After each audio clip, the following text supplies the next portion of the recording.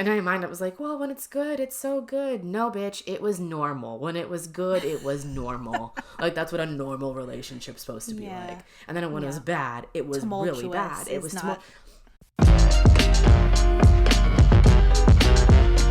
Hello, everybody, and welcome back to another episode of the I'm Uncomfortable podcast, the podcast for people who want to be okay with being uncomfortable. We are your uncomfortable hosts, Vanessa and Melissa. And today we are diving into a really interesting topic of toxic relationships, which sadly, but I guess funnily enough, we do have some things to share. Yeah. But before we get more uncomfortable, we're going to start with how uncomfortable we currently are.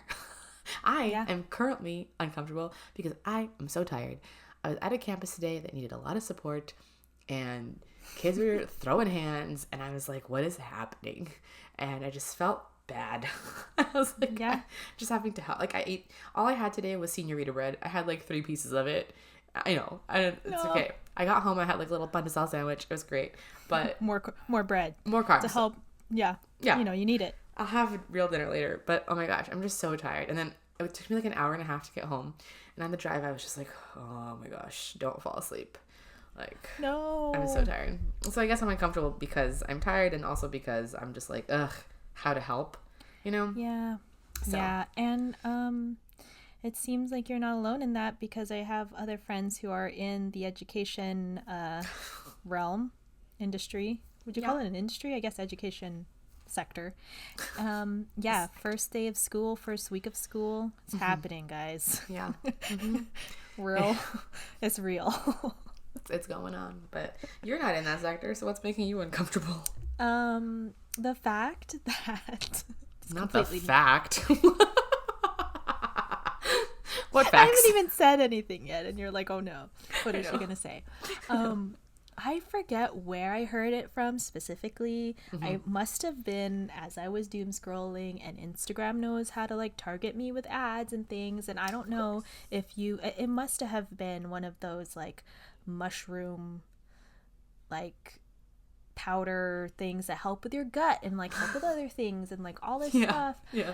I get those. I don't know if it was from that or it was just another science-y video that came across my feed, but I heard the phrase ibuprofen and other like over-the-counter like pain relievers, anti-inflammatories cause micro tears in your digestive system. And then when I heard micro tears, and it just like stuck with me, and I was like, as a frequent user of an ibuprofen, I love an ibuprofen.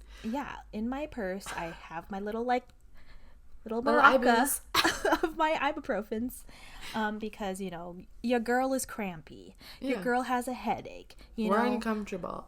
Yeah, it's just all uncomfortable. And the fact that had to be brought to my attention was a little rude, and it's been something that I've been obsessing over in the back of my mind this whole week. And so I'm uncomfortable. And I just took an ibuprofen yesterday, actually this morning, because it's that time of the month and I have cramps, and if I want to function as a normal human being, I need to like dull the pain a little bit, you know? So it's just like, can women have nothing? Like very nice. Like, that'd be great. Actually, sign me up for that plan. Yeah, I would like to have a pain-free, or at least less pain, without these random side effects that are like supposedly obvious. But you didn't have to tell me about micro tears. Like, no, that's rude. How dare they attack you like that? Absolutely not. Anyways, but now I made everyone else uncomfortable that does micro tears. I just like am thinking about like my intestines and how many ibuprofens I've taken in my lifetime, and how many micro tears have been made into like a big tear. They're like mini knives, basically. They're like all up in there. Is that? I thought they were knifing my pain away, you know? Yeah, by cutting you up some more, apparently. Yeah. Well, now that that's out of the way, we're going to get into today's topic. And we're going to actually kick off with a TikTok video. Of course. And this man's name is Brian, but his handle on TikTok is Awakening with Brian. And he is a transformation coach, if you are interested. And he actually had a great video about the signs of being in a toxic relationship, and he even defined kind of 2 common archetypes of people who are in them. So we're going to play it for you, and then we're going to talk about it. So, volume up. Okay, here we go. Listen to this real quick. The fundamental trait of all toxic relationships is this, that you are willing to put up with pain, even a lot of pain, to avoid feeling an even bigger pain. And most people fall into these 2 core archetypes, which are people that I coach regularly. The first person is a people pleaser, can also be called an empath or codependent. They put up with a lot of pain. The pain of being neglected, not having their needs met, putting others before them, and as a result of that, they hold a lot of resentment inside them. Self-created, by the way. Now, these behaviors are survival strategies used since childhood so that they can prevent an even bigger pain from happening. And that bigger pain than all of that I just mentioned is a pain of abandonment and shame. Now, the second archetype is the high reactive controller type. They tend to be very emotional, get easily unregulated, and can be controlling and narcissistic. They put up with the pain of not being heard, and not validated, ignored, and not seen. Again, this is from their childhood, which is an attempt to avoid an even bigger pain. And that big pain is also abandonment and rejection. And you can take a moment right now. Notice the pains and the resentments and the stuff that you put up with, whether in this relationship or past. What is it preventing you from feeling? And that bigger, deeper pain that you don't really want to touch, that thing holds the key to your freedom if you were to face it and stop running away from it. Also, Melissa and I could not stop laughing at that, like, stock image of that man being, Yeah, like, in shambles. Like, his world was ending. I love that there's, like, actors out there that have done all of those, like B-roll, like, stock videos. Yeah, love it. Thank you for your service. Thank you for your service.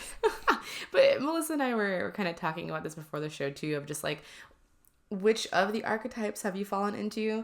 And we do actually have an episode about recovering people pleasers, because both of us are kind of in that category. So Melissa, I was hoping that we could share maybe how that manifested for you in the relationship or situation that you felt was more on the toxic side.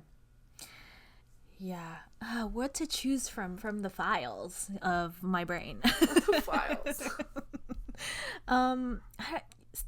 I think the number one example or experience that comes out is, well, one, I definitely identify more so from the 2 archetypes that he described as the people pleaser. I like joke about it from time to time of like, oh yeah, well, it's not really a joke. I am trying to actively, like, recover from being a people pleaser, but it's really difficult, especially like what really hit home for me was that bigger pain that he mentioned of, like, shame. Not so much, maybe not the abandonment part, but, like, more so the shame and the guilt. And I know that we've talked about some of the potential origins of where that shame and guilt comes from in past episodes, but yeah, I really felt that when he said that. And I think the experiences that I've had that have been toxic have been in relationships or situationships where I've tried to be the person that's like it feels like I'm the only one trying to hold together the relationship or put in the effort into the relationship. That part. And yeah, and so, you know, not getting reciprocation is that part, that other part that he mentioned of, like, the pain of being neglected, and you're constantly putting this person first and before yourself, and in the process I've mentioned to you, like, in one of my past relationships where I just at the end of it, when I finally just was I can't take this anymore and ended it. I was like, who even am I after this? Yeah. Because you put so much effort into the relationship and making it work, and therefore I've been in the situation where I've, like, forgotten who I was. Yeah. In the effort to be the person that this person, the person in the relationship that I was with, you know, please them and try to keep it together. I'm wondering then, because obviously that's not your or my situation now. Yeah, no. Thank God. But yeah.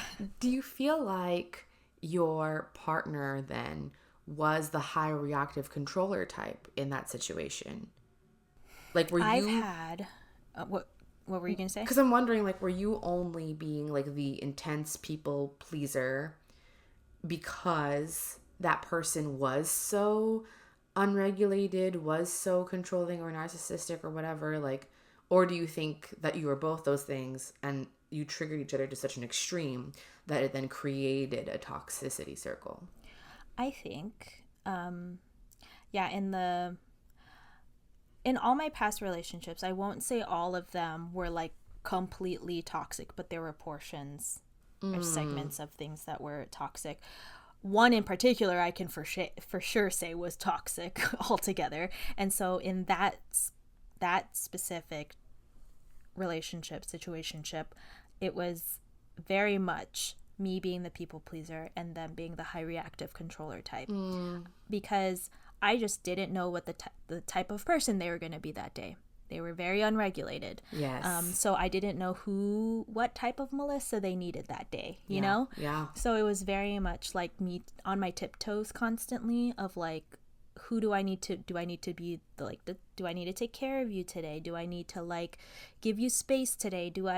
Like in a very unhealthy way. Yes. And that like I said, the tiptoeing around situations and not really addressing the core issue, you know? Okay, wait. Can we rewind a little bit? Can we talk about the high reactive controller type? Because I feel like in my past relationship, the one that I truly, like you felt was just purely toxic. When I heard Brian describe high reactive controller type, I was trying to figure out how that showed up in my partner. And I feel like this whole idea of being very emotional or easily unregulated, exhibit controlling or narcissistic behaviors, I think that manifests in a lot of different ways. So with my previous partner, it was very, like you just mentioned, I would never know what kind of me they needed. And sometimes it would be, I need space. Sometimes it would be like, I just have all these feelings. I'm crying. I'm telling you about like how I'm feeling. But it was always controlling in a way. Like in my situation. Manipulative in a way. For sure. Because in my situation with my ex, it was like, I will withhold communication because I'm so unregulated. And I'll say it's because I need so much space to process. But I'm also kind of manipulating, like controlling the situation because he would not respond to me when I was trying to do what you were trying to do of like holding the space for the conversation of feelings. How do we move forward? How do we fix it? Yeah. And when I would try to have the conversations, like, can we not text about it? Can we talk in person? Can we have a phone call? Yeah, and they're like crickets. Absolutely not. And so we would only talk when they were ready to talk. Like I could call 20 times and this man would not pick up the phone for shit. And then he might text me something and then I would reply to it in earnest, trying to have the conversation, ignores me again. So I feel like it shows up in so many ways. And I don't know if those behaviors were similar for you or different. Some similar. I think one that also comes to mind for me, because the withholding communication or not being clear or doing like repeated behaviors that you've called out in the past. Yeah. That not necessarily like it's something like I know that I remember you telling me at one point it's like you've expressed to your ex or your partner at the time that XYZ behaviors were making you anxious and that you would appreciate it if you would not, one of them being the withholding of communication. Yeah. It made you anxious. So please, for someone that's supposed to care about you. Yes. The repeated behavior of continuing to do that, regardless of the, you being vulnerable and sharing your anxiety with them and that didn't seem to help. Did not help or change that. I have, from my experience, the toxic relationship that was like the complete toxic situation, it was very much like they would be very lovey-dovey. And then when we would be with certain other people, very cold and not really like, and then it gave the whole shame and I guess the abandonment part, or like being neglected part. It was like, oh, it's only with certain people that you feel comfortable claiming me that I am, that we're a thing, like it's only to certain people. That's so, wait, yeah. Okay. Yeah, it's only with certain people am I going to claim that we're even anything. Yeah. Okay. So then that's why I was like always tiptoeing, like, okay, we're in this situation, or we're with these people. Right. He's going to be this version, like me having to overanalyze like the environment that we're in together, and like have to Wait, we have to talk about that though. Yeah. We have to talk about that because I have heard this from different people and I've seen it with myself and I'm hearing it from you. The idea of knowing that something is going to upset them or an environment is going to upset them, and having that thought of like, ooh, we might not be good later because of this, or like, ooh, this might make them upset or react in a certain way or be overly emotional. I swear to God, there was one weekend where it was like a Friday and I was like, can we please just have a good weekend? Like, because we'd had an issue every single weekend that month. I shit you not. Every single weekend there was something that happened. And I would fight so hard to get us back to baseline on Sunday. I was exhausted at the end of every weekend. And in my mind, it was like, well, when it's good, it's so good. No, bitch, it was normal. When it was good, it was normal. Like, that's what a normal relationship's supposed to be like. And then when it was bad, it was really bad. It was I was anxious. You said to me at one point, and so did Nat, that like I was the most anxious I'd ever been. Yeah. And I could see it.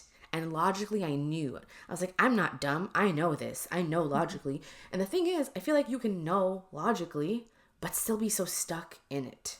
But you telling me just now, like, that you were like worried about them in certain situations, I was like, oh my God, like, yeah, I feel like that should be a huge indicator or sign that you are not in a good situation with this person. You're not safe. Like you're number one. Safe.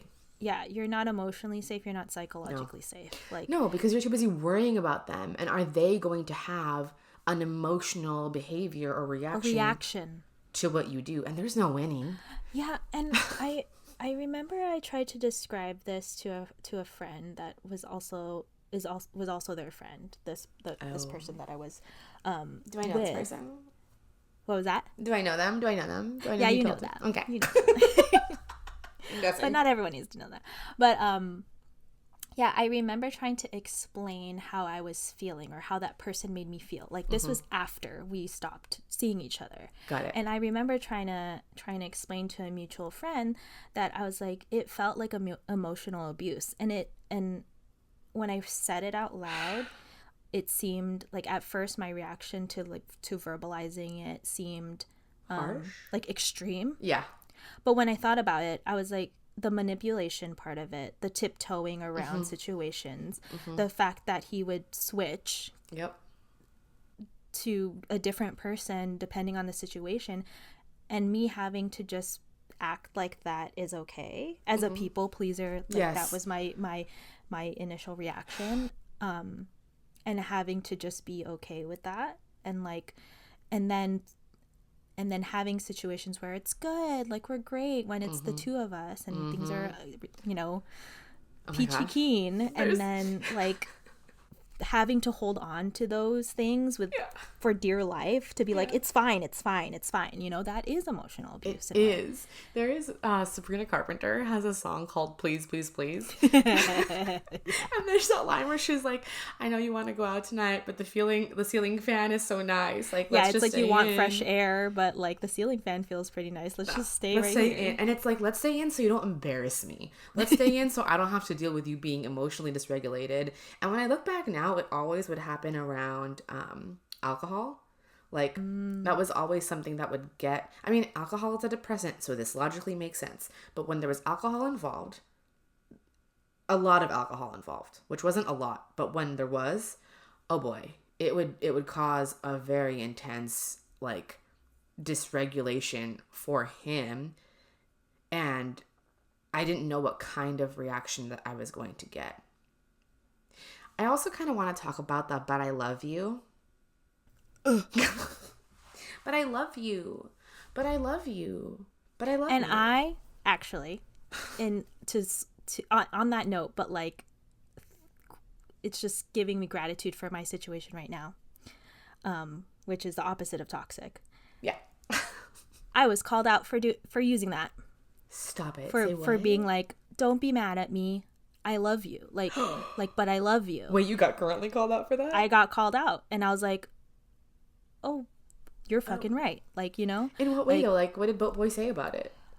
I mean, maybe your specific example is different, but just like that phrasing of like using that as like a qualifier or like a justification for the behavior. Yes. So like I said something, I forget what I said exactly. Sure, but the qualifier was don't be upset because I love you. Yeah, and so he scoffed at that, and I was like, then that hurt my feelings because I was like, wait, are you scoffing at the fact that I'm like saying this? And yeah, and he was like, no, it's just the fact that you're like, oh, well, don't feel what you're feeling because I love you, and or like you love me. And I was just like, oh, you're right, like fuck, you know?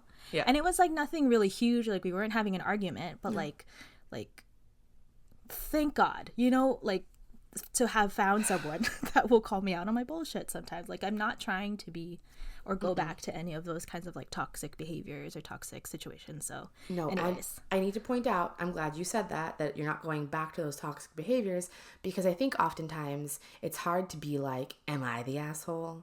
Is it me? Am I the toxic one? And I think the thing is that not enough people ask that question. Someone replied to one of my like posts about this on Instagram that was like, and they were joking. They were like, if you have to ask, you probably are. And I was like, but that's the thing, is I think people who aren't asking probably are. Because if you're not thinking through that, you're in denial. And I think one of the things that helped me get over this person and get out of this situation was finally taking accountability for my part in the cycle. Because in the beginning, I thought, well, I'm just trying to hold space for this person. I do love them. I do care about them. I want them to feel the empathy part. You're expressing the very much empathetic. And I knew, because this man had trauma dumped on me as if I was his paid therapist, that he didn't feel heard or validated or seen growing up. I knew that. And so I tried to make sure that this man, this grown man, was feeling heard and validated and seen in our relationship.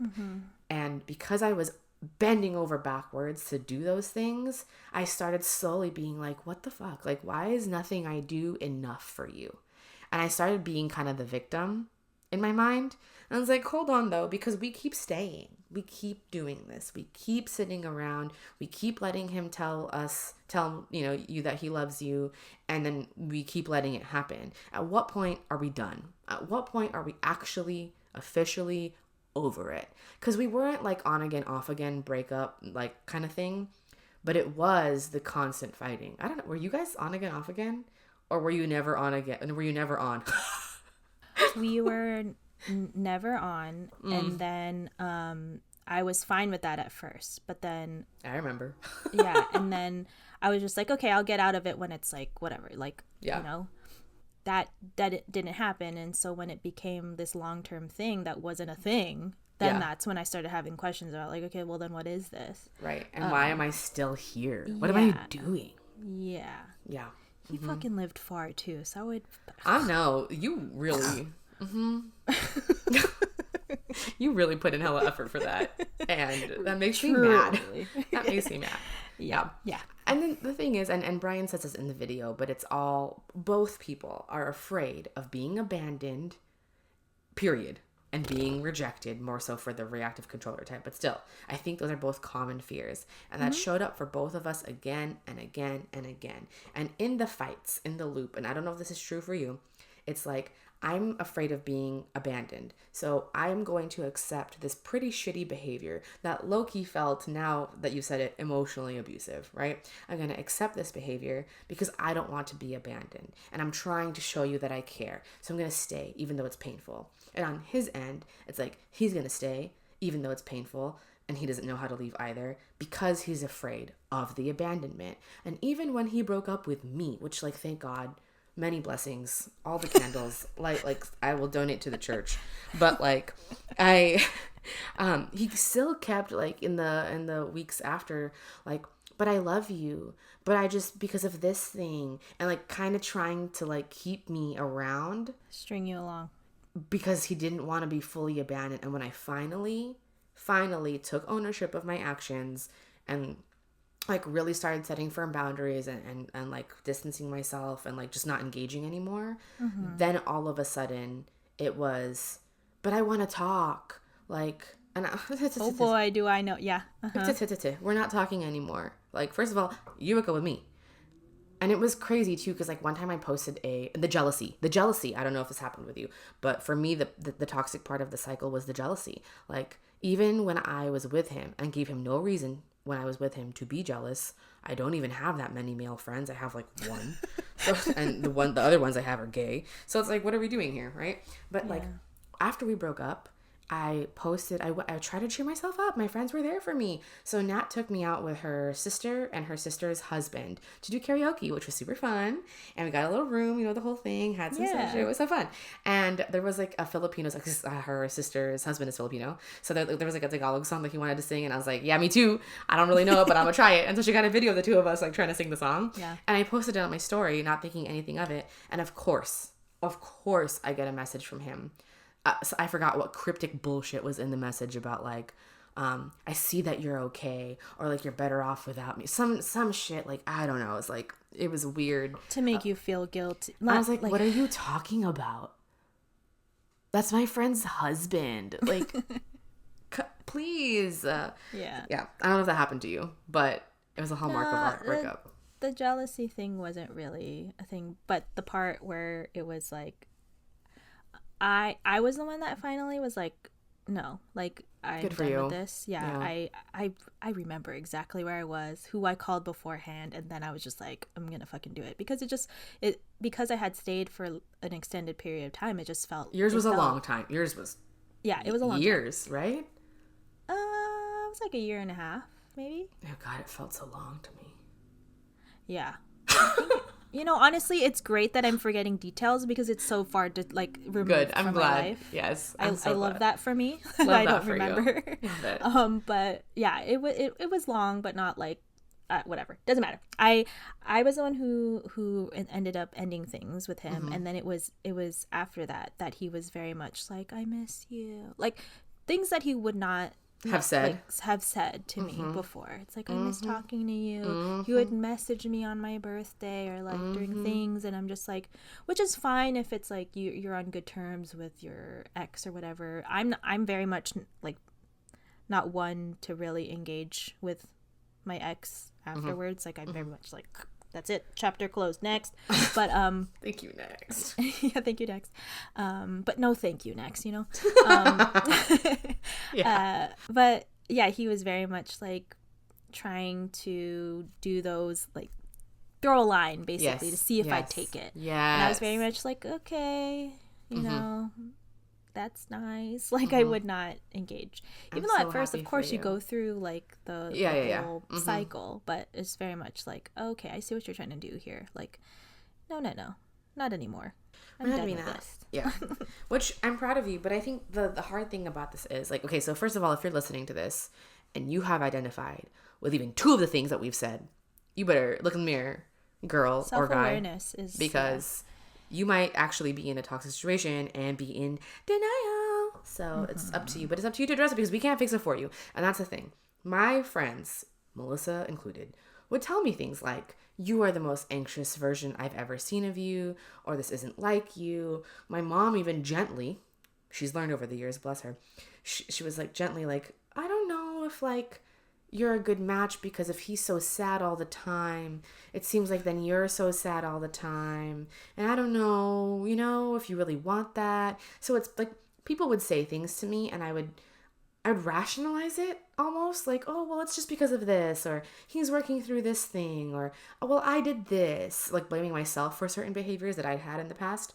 And I just, looking back now, I'm like, people tried to tell me, but it wasn't till I was good and fucking ready to be done with it on my own terms that, and I don't even know if there was like a moment where it clicked for me, to be honest. I don't. I think it was just like some time had passed. Are you talking about like after you broke up? After we broke up, yeah. Like, because of course in the beginning, like you said, you go through all the emotions, right? And I think I was more prone to him reaching out in the beginning and wanting to respond. But then after really realizing he wasn't going to put in any effort to even work on himself, which was his whole claim, right? Like, I have to work on myself. I have to be better for you, for me, for everyone. I was like, oh, okay. So it's actually not that. And it's actually not me. It's really, truly you. You are the problem for yourself. And I don't want to be around for it because I just, it's not helpful for me. Like, what am I getting out of this? I don't feel safe. I don't feel secure. These are not things that I want. It took time. It took reading. It took journaling. It took thinking about. Yeah. Yeah. And yeah, it's one of those things you can, and if you're not necessarily in a toxic situation, but you see a friend that maybe, or you're identifying from afar, a friend or a loved one that's going through a toxic situation, you can be there for them, but also, you know, like Vanessa said, they're gonna have to learn it in their time and in their way, as long as they're not in like real danger, like actual abuse. Like actual danger. I mean, emotional abuse is actual abuse, but you know, like physical. Yeah, you know, I even then, I guess too, I was very much undermining what both of us went through, because even now I still feel like it's like exaggerating to call it protecting emotional ourselves abuse. in a way, like we don't want to like admit that it could have gone and been that bad, you know, like to label it in that way. The thing is, if you told me my situation, and Natalie this also helped me, like Nat had me do an exercise, which I think we talk about actually in an episode about internal chatter and dealing with chatter. She was like, what would you say if this was me? What would you say to me if I told you all the things that you just said? And that was one of the things that really helped me be like, shit. And it wasn't the end, right? Like, it was near the end. I still needed some more time to really come to terms with it. Yeah. But I was like, shit, yeah, if you were my friend, I would tell you that this is not okay, and this is not healthy, and that you deserve more, and that you're not the same person, and all these things. And I was like, fuck. Like, if I would say that to a friend, look in the mirror. Right. And yeah, you're just gonna, you can be there as a friend, and support your friend potentially going through like a toxic situation, but they're gonna have to learn it in their own timeline and in their own way, and also like remember to protect yourself too, and set some boundaries for yourself. Like, you don't want to also get dragged into things that are going to be, you know, not to your benefit. I mean, you could still be a supportive friend and be there for someone, and still maintain your peace and your sanity. Yeah, because it's not really a situation where them looping you in all the time is actually helpful.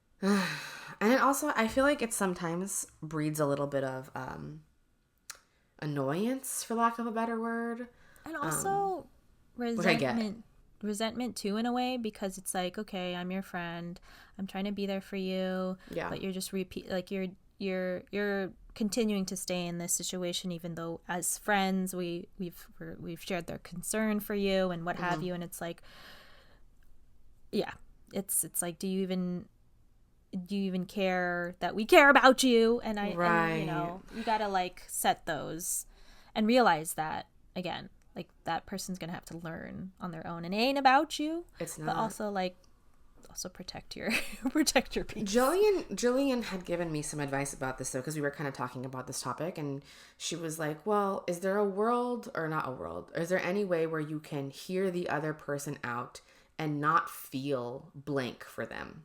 Insert emotion you were feeling. Because it's not, and just understand that this is part of their journey that they're going on. It doesn't mean you have to be available 24/7, right? Yeah. You can still have your boundaries, but then when you're listening, because sometimes I think as a friend too, it's natural to be like, oh my gosh, like a little angry or frustrated or like sad, because you obviously want the best for your friend. Yeah, you don't want to see them going through what they're going through.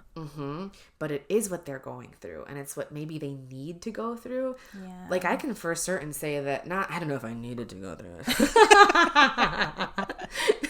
But in a sense, I did need to go through it to fully appreciate what I have now. And Yes. and to know very clearly what is not okay and what I really truly value. Right. Yeah. No, So, really. And I think that's a good transition to talking about how can you be more okay with this situation. Like if you are in the boat of, oh shit, I'm in a toxic situation, or I'm trying to get out of one, or I am currently in one. yeah. I think, or you think you're currently in one, but you're not really sure. I think one of the things that we've been kind of repeating throughout this whole conversation is this idea of like self-awareness and trying to reflect back, because especially as a people pleaser, you're constantly thinking about the other person. But I think, again, trying to give yourself some space to reflect, give yourself space to feel, like really dig into that feeling of like maybe your intuition, your tummy is being like, I don't know if I feel safe or at ease in this situation, and really exploring those things, because it's going to really help you get out of your situation much quicker if, this unhealthy situation. And what was it that Brian was saying? It's like people are really willing to go through a lot of pain to avoid a bigger pain. Yeah. So the faster that you identify what may be looming in the back, you can get yourself out of, break the cycle, basically. And obviously it's not easy. It's definitely not easy. No. But it's, it's all part of trying to become a better version of yourself, okay. right? Yeah. I also want to name too that like I felt bad. So like if you're listening and you might be thinking, oh shit, this is me, or oh shit, that was me, whatever, right? Don't feel bad. Like I felt bad because I was like, how could I let this happen? How could I, this like strong, independent woman, how could I let this happen to me? And the thing is too, it's not really that you let it happen to you. We're all just trying to avoid feeling abandoned or shamed or rejected. We're all trying to find connection. Like we all want the same thing, to feel safe and secure and loved ultimately. It's just that sometimes we go about those things a different way. And I will say too that one of the dating books I was reading post breakup, because I was like, I need to kind of refine my approach, right? Like I need to figure out how to go about this. Like, what's the science? Very you. Let me read the books. And one of the books, I think Logan Ury was the author. Maybe, but I think several people have said this. The idea of like the sunk cost fallacy, which is not just for relationships, it's for lots of things. The idea that sounds financial. Maybe it also is financial, but it applies. So this idea that you've invested so much of time, effort, money, whatever, just you've invested so much. Yeah. You really want to make it work, because then what a waste of all the love, the effort, the time, the years, whatever, months, however long you've been in it, right? It's okay. It's not a sunk cost. You've learned something from it. You're a better person at the end of it. You've gained something along the way. You do gain something along the way. And don't just stay because it's been so much effort or time or money or love or whatever, right? Yeah. It's okay to let it go, which is hard to hear. It is hard to hear sometimes. And I definitely agree with that. I feel like a lot of people get stuck in these situations because of the fact they're like, but well, we've been together for so long. Like, or, I've invested so much time. Like, and then there's that fear of, oh, well, then will anyone... What's next? Yeah, will anyone even want to be with me? Or like, what's that? It's the big question marks afterwards. Like, okay, then what? But you'll never know until you actually let go. Let go. Yeah. And I never would have guessed or known, and I'm sure you can say the same, because you were perfectly content living your single life. Like that I would have found the person that I'm with now and be in such a safe, secure space. And the PTSD from my past relationship still pops up sometimes. So just know that might happen, and that's okay. But you cope with it and you get better because of it. So if this episode has resonated with you in any way, please let us know. And hopefully Yes. our coping tips have helped, and at least us sharing our experiences, I hope, have been helpful too, because we clearly had also gone through it and it sucked. But let us know. You can also listen to our episode of We Write Letters to Our Exes, and I think we touch on a lot of this. We do. Like being grateful for having gone through, at least in my letter. No, me too, but let me be clear. I was writing about a different ex-boyfriend, and to him, he is an angel. No, absolutely. Not the person I'm talking about. For me, I was talking about that same person. If I was writing about this ex, it'd be a very different letter. I can guarantee you that. And at least for me, I was talking about the same person. And I am very grateful for having gone through that situation. Not him in particular, whatever. But like having gone through those hurdles and having these thought processes and going through that. Yeah. I'm grateful for, because it has led me to where I currently am right now, which is, God, a sigh of relief. But yeah, like Vanessa said, if any of this has resonated with you, we'd love to hear from you. You could follow us on Instagram at imuncomfortable.podcast. We release episodes every week on Spotify and Apple Podcasts. So if you want to actually leave a review, you can on Apple Podcasts. Give us 5 stars. We'd love that. But yeah, other than that, we are so happy that we are in season 9 of this podcast, and we still have lots to talk about. So we will see you next week with another uncomfortable topic. Vanessa here. So something crazy happened about a week after recording this episode. If you haven't yet seen it or gotten a chance to comment on it, please head to our Instagram or to our TikTok. The full 3-part saga is on there. It was truly insane. Literally had to call my therapist about it, and would love to hear what you think.